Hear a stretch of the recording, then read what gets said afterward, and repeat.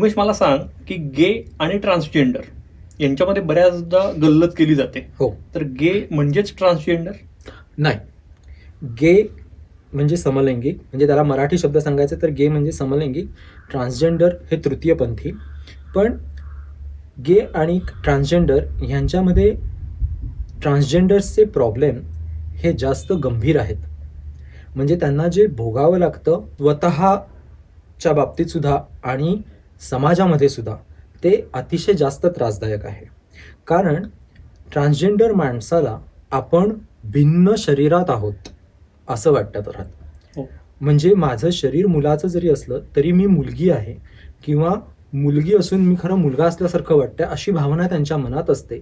त्यामुळे त्यांना कायम एक उपरा असल्याची भावना येते, की अरे मी मुलगी आहे खरं, पण मला मुलाचे कपडे घालावे लागत आहेत.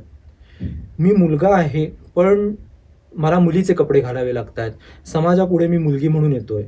इथपासून ते पुढे समाजात वावरण्यापर्यंत, प्रमुख प्रवाहात येण्यापर्यंत, शिक्षण, नोकरी सगळ्या गोष्टी करेपर्यंत त्यांना अतिशय मोठ्या मोठ्या अडथळ्यांना सामोरं जावं लागतं. आणि ते स्वतः कितीही व्यवस्थित असले तरी समाज त्यांना त्रास देतो.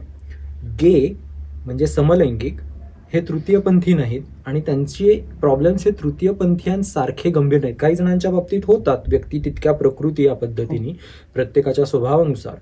पण अदरवाईज समलैंगिक गे मुलं किंवा लेस्बियन मुली ह्याच प्रवाहात बेमालूमपणे मिसळल्या जातात. त्यामुळे ते तुम्हाला वेगळे ओळखता येऊ शकत नाहीत, वेगळे काढता येऊ शकत नाही. तर समलैंगिक वेगळे आणि तृतीयपंथी वेगळे.